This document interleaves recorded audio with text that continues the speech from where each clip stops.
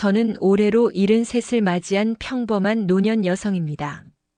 남편은 오래전 먼저 떠났고 두 아들과 며느리들, 그리고 손주들까지 모두 제 자랑이었죠. 하지만 요즘은 문득문득 과연 내가 이들을 자랑스러워해도 되는 걸까 하는 생각이 들곤 합니다. 큰 며느리는 도시에서 직장 생활을 하며 바쁘게 삽니다. 저희 집과는 차로 2시간 거리지만 한 달에 한 번 정도는 얼굴을 보러 온다고 말은 합니다. 하지만 현실은 명절 아니면 얼굴 보기 힘든 게 사실이죠. 반면 작은 며느리는 동네에서 학원을 운영하면서도 시간 날 때마다 반찬을 해오고 저희 집 텃밭 가꾸는 것도 함께 도와주곤 했습니다. 문제는 큰 며느리였습니다. 시댁 행사나 가족 모임이 있을 때면 늘 바쁘다, 아프다, 아이가 아프다며 빠지기 일쑤였죠. 물론 그럴 수 있다 생각했습니다. 세상 일이 다 계획대로 되지는 않으니까요. 그런데 이상하게도 매번 일이 겹치는 게 너무 자주였습니다. 작년 제 생일 때도 그랬습니다. 가족끼리 조촐하게 밥 한 끼 하자고 했는데 큰 며느리는 남편 출장에 본인도 근무 일정이 있다고 빠졌습니다. 그런데 그날 밤 작은 며느리가 제게 휴대폰을 내밀었습니다. 어머니, 혹시 보실래요? 인스타그램이에요. 저는 처음 보는 사진 속에서 큰 며느리를 알아봤습니다. 화려한 리조트 수영장에서 선글라스를 낀 채 와인잔을 들고 웃고 있는 모습. 그 아래에는 가족이란 이름으로 벗어나기 힘든 굴레, 잠시 탈출 중이라는 문구가 적혀 있었습니다. 그날 밤 저는 잠을 이루지 못했습니다. 분노보다도 허탈감이 컸습니다. 이 아이는 가족이 부담이었구나. 시댁은 스트레스의 대상이었고 저와 남편은 그저 참고 참아주는 존재였던 겁니다. 그때부터 저는 조금씩 마음을 정리하기 시작했습니다. 억지로 이해하려 하지 않기로. 더 이상 속지 않기로요. 올해 추석이 다가오며 작은 며느리는 전 부치기며 나물 장만까지 도맡아 해주었습니다. 그런 와중에도 큰 며느리는 여전히 연락이 없었습니다. 명절 당일 아침이 되어서야 문자가 왔습니다. 어머니, 아이가 밤새 열이 나서요. 이번엔 도저히 못 갈 것 같아요.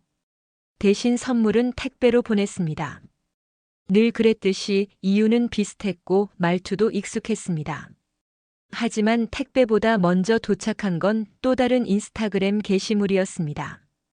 큰 며느리는 명품 쇼핑백을 든 사진과 함께 혼자만의 여유, 백화점에서 힐링 중이라는 문구를 적어두었더군요. 손이 떨렸습니다. 열이 났다는 아이는 어디에 있고 힐링은 또 무엇인지. 더는 변명도 핑계도 듣고 싶지 않았습니다. 추석 다음 날 큰 며느리가 손주와 함께 선물을 들고 집에 왔습니다. 미소 짓고 들어오며 말하더군요. 어머니, 죄송해요. 추석엔 못 뵈었지만 마음은 늘 함께였어요. 그 말에 저는 조용히 웃으며 대답했습니다. 그래, 와줘서 고맙다. 하지만 그 말은 이제 제 마음을 움직이지 않았습니다. 며칠 뒤 저는 작은 며느리에게 조심스럽게 말했습니다. 얘야, 혹시 이 봉투 좀 잘 간직해 줄래? 나중에 무슨 일 생기면 이 안에 있는 대로 해주렴.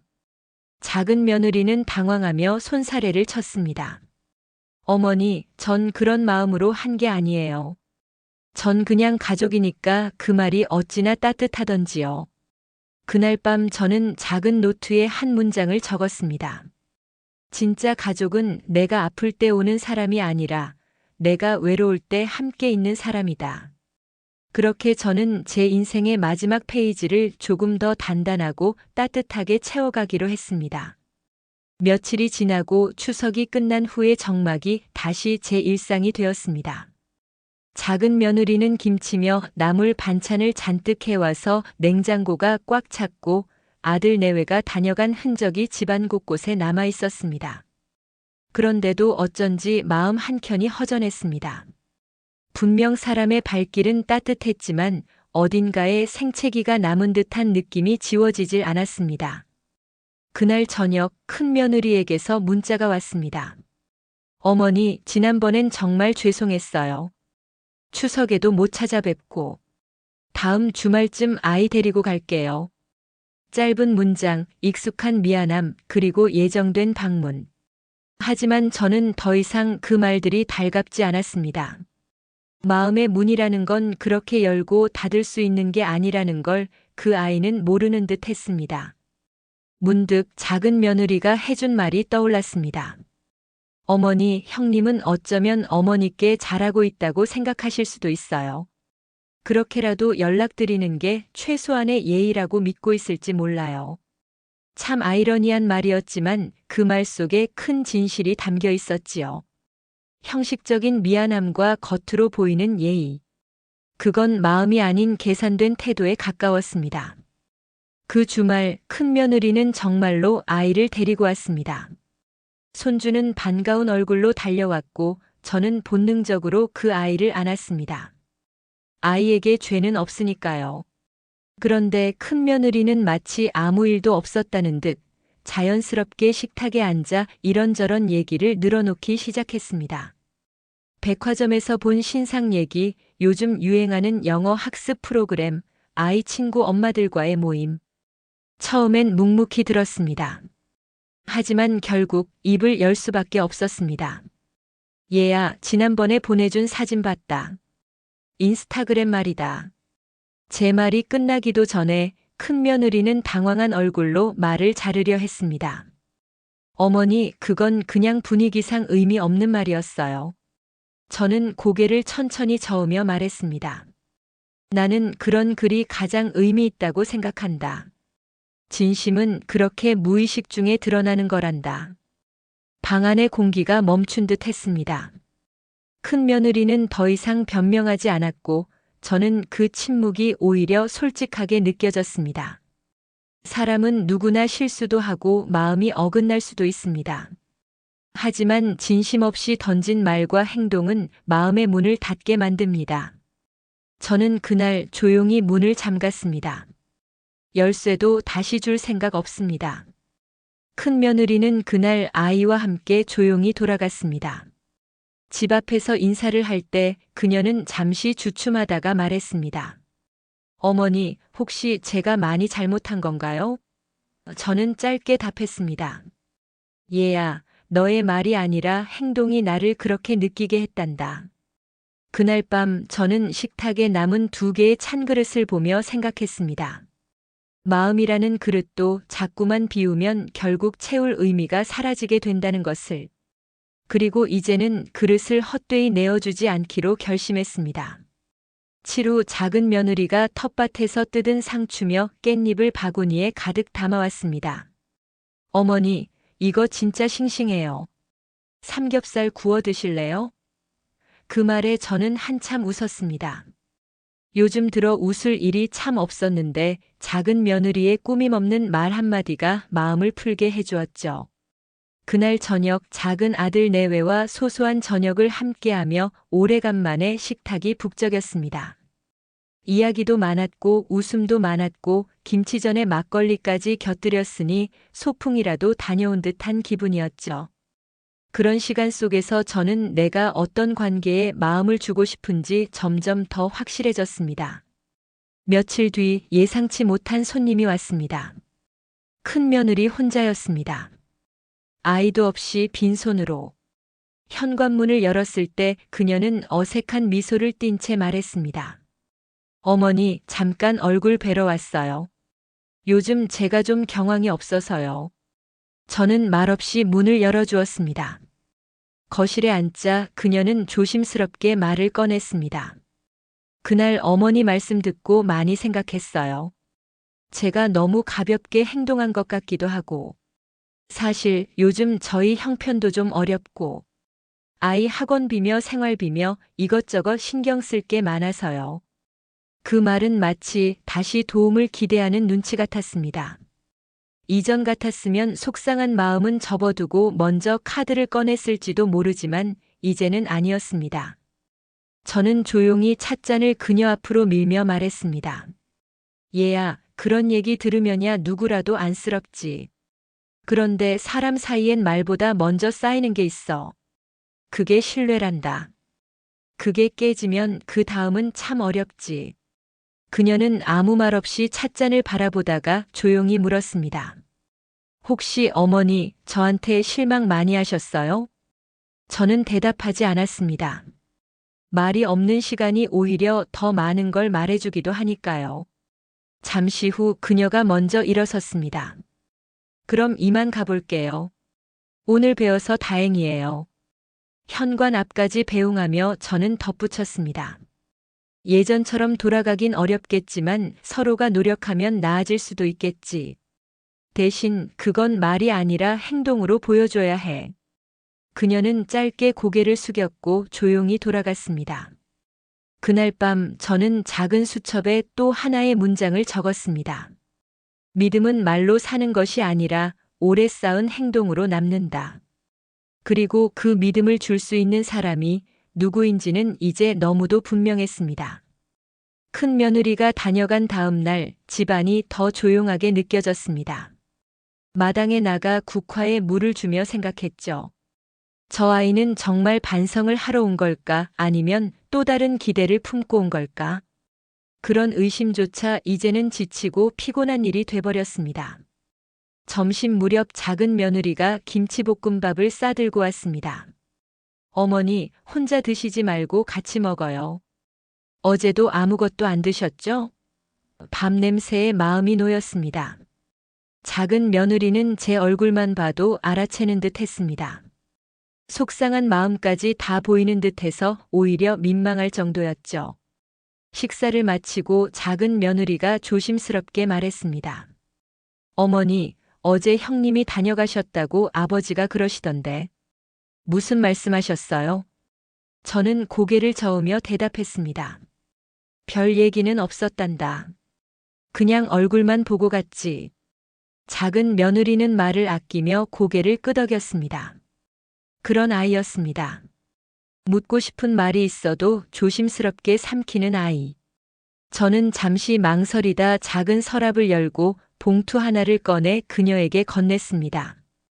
얘야, 혹시 무슨 일 생기면 이거 들고 법무사 사무실로 가거라. 연락처랑 주소도 안에 넣어뒀다. 작은 며느리는 두 눈이 동그래져선 손사래를 쳤습니다. 어머니, 그런 건 아직 이르잖아요. 그리고 전 그런 마음으로 어머니 곁에 있는 거 아니에요. 저는 미소를 지으며 손을 꼭 잡았습니다. 나도 그거 알아. 그래서 주는 거란다. 내가 가진 건 많지 않지만 그 안엔 내가 살아온 세월과 마음이 담겨 있어. 내가 이 집안에서 보여준 모습에 대한 내 대답이기도 해. 작은 며느리는 끝내 눈물을 보였습니다. 그리고 그 눈물이 제 마음도 촉촉하게 적셨습니다. 가족이란 게 꼭 핏줄만으로 완성되는 게 아니라는 걸 이제는 알 것 같았습니다. 그날 저녁 큰아들에게서 전화가 왔습니다. 목소리는 다소 조심스러웠고 통화 내내 눈치를 보는 듯 했습니다. 엄마, 혹시 형수, 그러니까 우리 집사람이 어머니께 뭔가 실수라도 했을까요? 요즘 어머니가 예전 같지 않다고 해서요. 저는 잠시 말을 멈췄다 조용히 대답했습니다. 얘야, 실수는 누구나 할 수 있다. 근데 그걸 반복하면 실수가 아니라 태도가 되는 거야. 엄마는 이제 그걸 분명히 구분할 수 있게 됐단다. 전화기 너머로 아들은 말을 잇지 못했습니다. 조용한 정적이 길게 흐른 뒤 저는 다시 입을 열었습니다. 너희를 사랑하지 않은 적은 없었다. 지금도 마찬가지다. 다만 이제는 그 사랑을 어떻게 나누어야 할지를 좀 더 고민하게 되었을 뿐이야. 그날 밤 저는 오랜만에 편히 잠들었습니다. 내 마음을 제대로 표현하고 나니 오히려 마음이 더 가벼워졌습니다. 사람 사이의 관계는 정리되지 않은 채로 두면 곪기 마련입니다. 때론 아프더라도 짚고 넘어가야 새살이 돋는다는 걸 이제는 알게 되었습니다. 며칠이 더 지나고 어느 오후 조용하던 거실에 전화벨이 울렸습니다. 익숙한 번호였습니다. 망설이다 받으니 예상대로 큰 며느리의 목소리가 흘러나왔습니다. 어머니, 그 재산 정리하셨다는 얘기 들었어요. 혹시 저희는 빠진 건가요? 그 말에 저는 잠시 숨을 멈추었습니다. 묘했습니다. 마치 무언가를 당연히 받아야 할 권리처럼 여기며 누락에 대해 따지는 듯한 말투. 저는 그제야 확실히 알겠더군요. 그 아이에게 저는 사람보다 관계로 존재했던 거라고요. 저는 담담히 말했습니다. 그래, 정리했다. 그리고 너희는 그동안 받아야 할 만큼의 마음을 보여줬던가. 그건 너희 스스로가 제일 잘 알 거다. 전화기 너머로 한참 말이 없더니 큰며느리는 조용히 말했습니다. 어머니, 너무하신 거 아니에요. 저희가 뭘 그렇게까지 잘못했는데요. 그 말에 저는 아주 천천히 또박또박 대답했습니다. 내가 너무했던 거라면 그동안 그렇게도 참고 챙기고 기다리던 날 두고 내가 너무했다 말하긴 어렵지 않겠니? 그 말을 끝으로 전화를 끊었습니다. 전화기 너머의 정적은 오래도록 귀에 맴돌았지만 이상하게 마음이 차분했습니다. 내가 이제야 정말 나를 지키는 말을 했구나 싶었습니다. 며칠 뒤 작은 며느리가 김치를 담가서 들고 왔습니다. 제가 말하기도 전에 그녀는 웃으며 말했습니다. 형님네 쪽에서 연락 오셨어요. 어머니랑 통화했다면서 좀 당황한 기색이더라고요. 저는 고개를 끄덕이며 대답했습니다. 그래, 들을 만큼 들었고 줄 만큼 줬다. 더는 미련도 아쉬움도 없다. 작은 며느리는 제게 국을 덜어주며 말했습니다. 어머니, 전 그런 생각 들어요. 언젠가 형님도 알게 될 거예요. 사랑은 말로 얻는 게 아니라는 걸요. 그 말이 마음 깊이 박혔습니다. 사랑은 말로 얻는 것이 아니라 오랫동안 보여주는 마음으로 쌓이는 것이란 걸. 그리고 그 마음을 이해하고 소중히 여길 줄 아는 사람에게 비로소 진짜 가족이 생기는 것이란 걸. 그날 밤 저는 작은 달력을 넘기며 생각했습니다. 올해도 얼마 남지 않았구나. 이제는 나를 닮은 온기 있는 사람들과 조용히 살아가고 싶다는 소망 하나면 족하구나. 그렇게 또 한 계절이 저물고 있었습니다. 가을이 깊어지던 어느 날 큰아들에게서 전화가 왔습니다. 목소리는 예전보다 더 조심스러웠습니다. 엄마, 이번 주말에 손주 데리고 한번 찾아뵐까 해요. 아이도 외할머니만 찾고 시골 가자고 졸라서요. 그 말에 저는 잠시 망설였지만 고개를 끄덕이며 말했습니다. 그래, 애 얼굴 본 지도 오래됐지. 데리고 오너라. 그 주말 작은 며느리는 미리 와서 정갈하게 식탁을 차려놓고 있었습니다. 따로 부탁한 적도 없건만 마치 제 속마음을 다 아는 듯 움직이는 모습이 그저 고마웠습니다. 점심 무렵 큰아들과 손주가 도착했습니다. 손주는 제 품에 안기며 환하게 웃었고 저는 본능적으로 아이를 꼭 안았습니다. 그런데 큰며느리는 보이지 않았습니다. 엄마, 오늘은 집사람이 좀 아파서 못 왔어요. 감기 기운이 있어서 아들은 말끝을 흐렸고 저는 대꾸하지 않았습니다. 이미 익숙한 변명이었으니까요. 식사 자리에서 손주는 맛있게 음식을 먹으며 말했습니다. 할머니, 엄마는 나중에 온대요. 아빠가 꼭 오자고 해서 따라왔어. 작은 며느리는 그저 조용히 미소 지었고 저는 한순간 마음이 흔들렸습니다. 예전의 저라면 다시 기대했을지도 모릅니다. 그래, 이번엔 정말 아팠겠지. 하지만 이제는 그럴 수 없었습니다. 식사를 마친 후 큰아들이 혼잣말처럼 말했습니다. 엄마, 예전엔 이런 자리가 참 당연했는데 요즘은 이런 것도 어렵네요. 저는 천천히 말했습니다. 얘야, 당연한 게 어딨겠니? 그 당연함이 계속되려면 그만큼의 노력이 있어야 하는 거란다. 그날 오후 손주는 마당에서 작은 며느리와 셋이서 국화꽃 사진을 찍으며 놀았습니다. 저는 그 장면을 사진으로 남기고 싶어 핸드폰을 들었고 그 순간 깨달았습니다. 마음이라는 것도 사진처럼 기록되지 않으면 지워지는 거란 걸. 작은 며느리는 집으로 돌아가기 전 말했습니다. 어머니, 오늘 참 좋았어요. 이대로 시간이 멈췄으면 좋겠네요. 저는 대답했습니다. 그럴 순 없지만 마음은 그렇게 남기자. 우리끼리라도. 그날 밤 저는 오랜만에 앨범을 꺼내 옛 사진들을 넘겼습니다. 그 안에는 아직 서로를 믿고 바라보던 시절의 얼굴들이 담겨 있었습니다. 그러나 그중 어느 한 장이 오래전 감정에서 떼어져 나가듯 덜컥 마음에서 떨어져 나갔습니다. 그건 이제 붙잡지 않아도 괜찮다는 안도감이었습니다. 며칠 뒤 집 앞 문을 여니 문고리에 무언가가 걸려 있었습니다. 작은 꽃다발이었습니다. 손바닥만 한 크기의 코스모스와 편지 한 장이 고무줄로 묶여 있었죠. 그 조심스러운 흔적에 저는 마음이 잠시 멈췄습니다. 편지를 열어보니 손글씨로 이렇게 적혀 있었습니다. 어머니, 지난번엔 제대로 인사도 못 드리고 와서 죄송했어요. 이 계절이 어머니 마음에 조금이나마 위안이 되길 바랍니다. 큰 며느리 드림. 편지를 읽고 난 뒤 묘한 감정이 올라왔습니다. 서운함, 안타까움, 그리고 아주 미세한 따뜻함. 저는 그 꽃을 부엌 창가에 놓고 물을 갈아주며 생각했습니다. 진심이란 건 때때로 너무 늦게 도착하곤 한다는 걸. 작은 며느리가 들렀을 때 꽃을 보고 눈을 동그랗게 뜨며 물었습니다. 어머니, 이거 예쁘네요. 어디서 받으셨어요? 저는 웃으며 대답했습니다. 문 앞에 걸려 있었단다.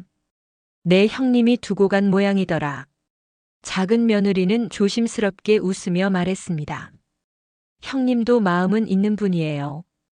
다만 그걸 꺼내는 방식이 서툴 뿐이죠. 저는 고개를 끄덕였습니다. 서툴다는 말이 맞을 겁니다. 마음이 없었던 게 아니라 마음을 표현하는 방식이 항상 이기적이었던 거겠지요. 그날 밤 저는 작은 노트에 이렇게 적었습니다. 늦은 사과에도 의미는 있다. 다만 그 사과가 또 다른 기대의 문이 되진 않기를. 며칠 뒤 큰며느리에게서 전화가 왔습니다. 이번엔 이전과 달리 다소 망설임 섞인 목소리였습니다. 어머니, 지난번 꽃 괜찮으셨어요? 사실 그날 문 앞까지 왔다가 그냥 걸어두고 왔어요. 저는 차분하게 대답했습니다. 그래, 잘 받았다. 예쁜 꽃이더라. 그녀는 잠시 침묵하더니 말했습니다. 그동안 제가 너무 많은 걸 당연하게 여겼던 것 같아요. 어머니가 해주시는 것도 참아주시는 것도 너무 늦게 알아서 죄송해요.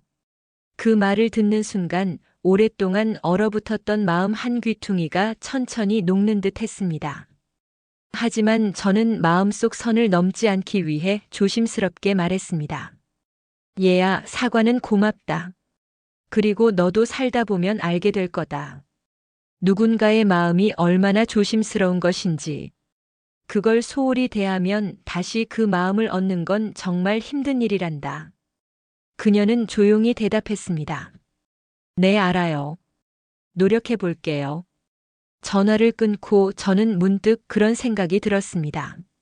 용서는 내가 베푸는 게 아니라 스스로가 얻는 거라는 걸. 그리고 그걸 얻기 위해선 참 오래 걸리는 과정이 필요하다는 것도요.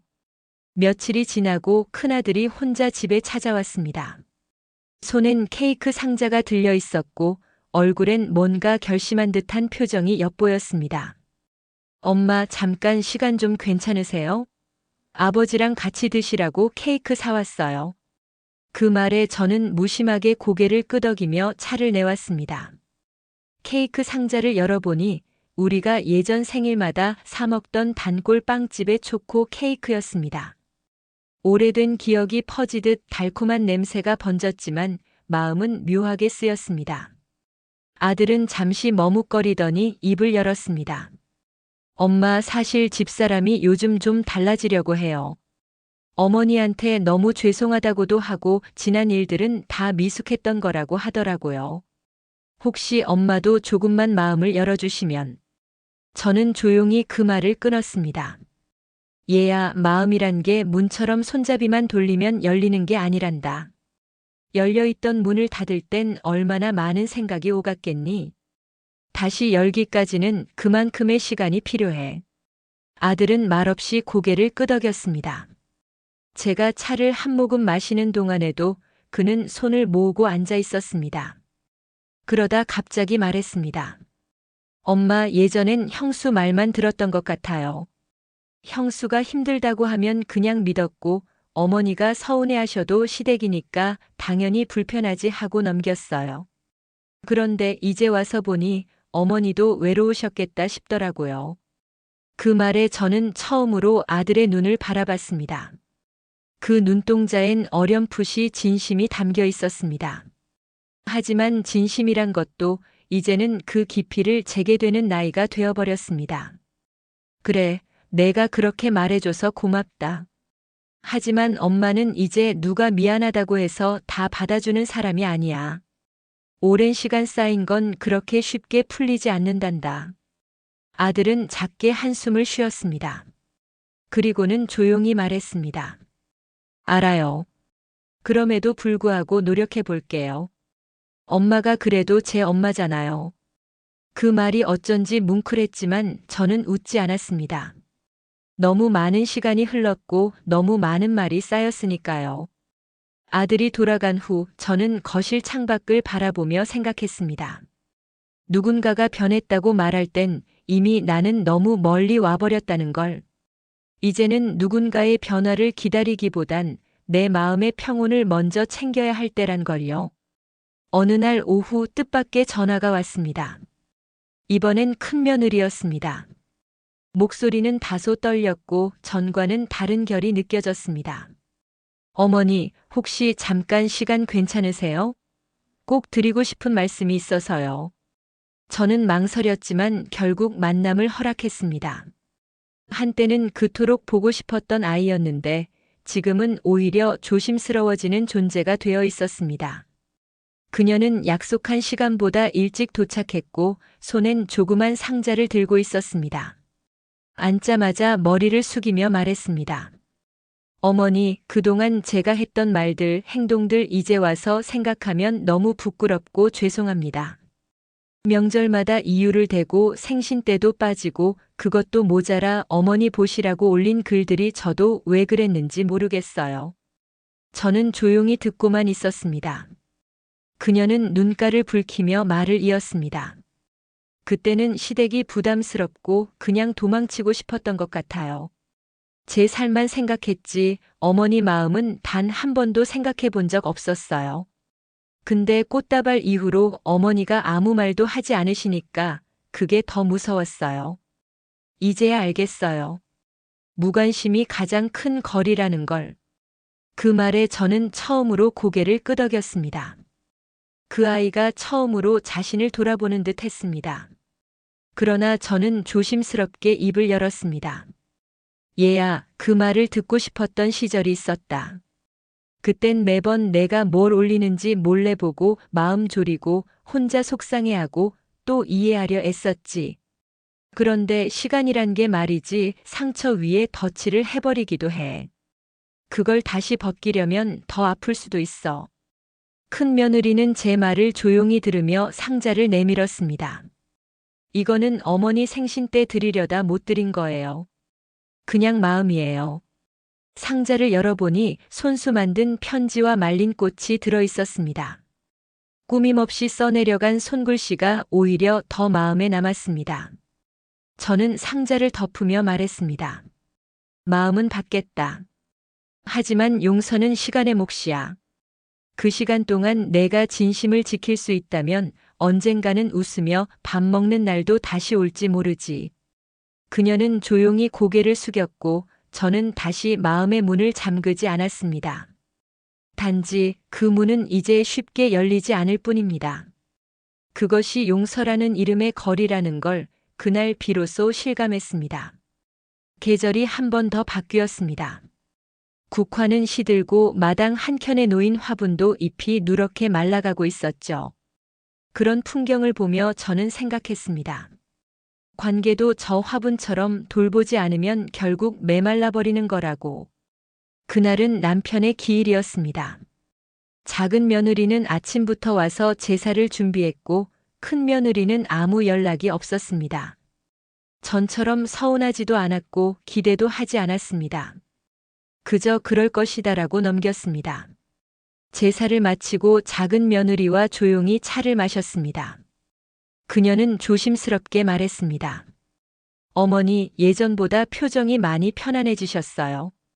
마음 정리되신 건가요? 저는 찻잔을 내려놓으며 웃었습니다. 그래, 많이 정리됐다. 누구를 원망하는 것도 미련 갖는 것도 이젠 다 내려놨다. 그날 밤 저는 서랍 안에 미리 준비해둔 마지막 봉투를 꺼냈습니다. 거기엔 저의 유언장 초안과 재산 분배에 대한 내용이 담겨 있었습니다. 그리고 메모지 한 장을 덧붙였죠. 사람은 평생 사랑만 받고 살 수 없다. 그러나 마지막에 누구를 떠올리며 웃을 수 있느냐가 그 인생의 온도다.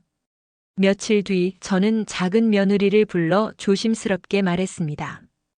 얘야, 이건 마지막으로 부탁하는 거다.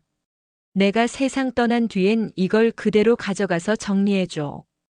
그리고 혹시라도 그 집에서 뭐라 한다면 그냥 보여줘. 내 손으로 쓴 거니까. 작은 며느리는 고개를 끄덕이며 말했습니다. 어머니, 저는 어머니가 어떤 선택을 하시든 다 이해해요. 그저 제가 어머니한테 받은 마음만큼 보답하며 살게요. 그 말이 참 따뜻했습니다. 말보다는 행동으로, 부담보다는 배려로 다가와 준 사람. 그렇게 저는 제 인생의 마지막 페이지를 그녀에게 맡기기로 했습니다. 며칠 후 큰 며느리에게서 한 통의 문자가 왔습니다. 어머니, 요즘도 저희 빠진 상태로 계획하시는 거죠? 그 문장을 보고 저는 더 이상 답장하지 않았습니다. 어쩌면 그 아이는 아직도 관계를 조건으로 이해하고 있는지도 모릅니다. 하지만 저는 이제 그런 설명을 해줄 마음조차 없습니다. 가족은 의무가 아니라 마음으로 이어지는 거란 걸 이해하지 못한다면 그건 더 설명할 필요가 없는 이야기니까요. 그리고 저는 작은 정원에 새 화분을 들였습니다. 이제는 누군가를 위해 피우는 꽃이 아니라 나 자신을 위해 피우는 꽃으로. 그게 제가 선택한 가장 단단한 결론이자 가장 부드러운 작별이었습니다. 여러분, 지금까지 긴 이야기를 함께 들어주셔서 감사합니다. 누군가에게는 시어머니와 며느리 사이의 갈등으로 보였을지도 모르겠습니다. 또 누군가에겐 그냥 흔한 가족 간의 오해라 여겨졌을지도요. 하지만 이 이야기는 결국 한 사람이 자신의 마음을 지키기 위해 오랜 시간에 걸쳐 내린 결심의 기록입니다. 한때는 매번 기대하고 또 실망하며 그러면서도 애써 모른 척했던 날들. 그 모든 날들이 쌓이고 쌓여 이제는 자신을 위해 작은 화분 하나를 들여놓을 수 있게 된 것이지요. 이야기 속 어머니는 더 이상 누구에게도 휘둘리지 않습니다. 누구의 사과에도 쉽게 마음을 내주지 않고 누가 연락이 없다고 흔들리지도 않습니다. 그건 단순히 단절이나 냉정이 아니라 진짜 관계가 무엇인지 깨달았기 때문입니다. 가족이란 이름으로 포장된 책임감, 습관처럼 반복된 말뿐인 사과, 필요할 때만 손 내미는 관심. 그런 것들에 더 이상 속지 않기로, 스스로를 속이지 않기로 마음먹은 것입니다. 작은 며느리의 진심이 결국 어머니의 곁에 남았습니다. 말 한마디보다 함께한 식사 한 끼가, 명품 선물보다 정성껏 담근 김치 한 통이 훨씬 더 크고 오래 남는다는 걸 이 이야기는 말해주고 있죠. 혹시 이 이야기를 듣는 여러분 중에도 누군가와의 관계에서 혼자 애쓰며 버티고 계신 분이 있다면 말해드리고 싶습니다. 관계는 잡는 손만으로는 이어지지 않습니다. 잡힐 의지가 없는 손을 억지로 붙잡고 있지 마세요. 때로는 놓는 것이 나를 지키는 가장 단단한 방법일 수 있습니다. 그리고 누군가의 마음을 얻고 싶다면 말보다 긴 시간이 필요하다는 것도 잊지 말아주세요. 진심은 조용히 그러나 반드시 드러나기 마련입니다. 언젠가 말없이도 웃으며 밥을 먹을 수 있는 날이 오길 바라며 지금까지 함께 해주신 여러분께 진심으로 감사드립니다. 여러분의 가정에도 진짜 마음이 오가는 따뜻한 관계가 피어나길 기도합니다.